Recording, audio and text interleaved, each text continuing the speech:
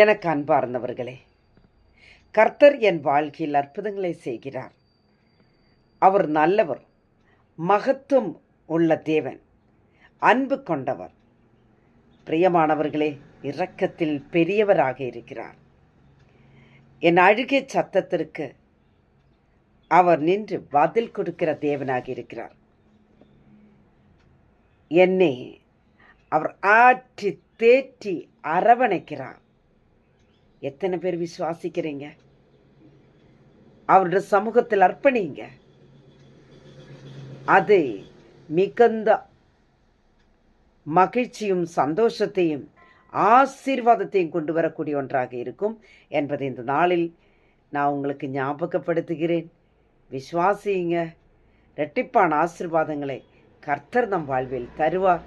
நிச்சயமாகவே அற்புதத்தை காண்பீர். ஹல்லேலூயா. ஆமென்.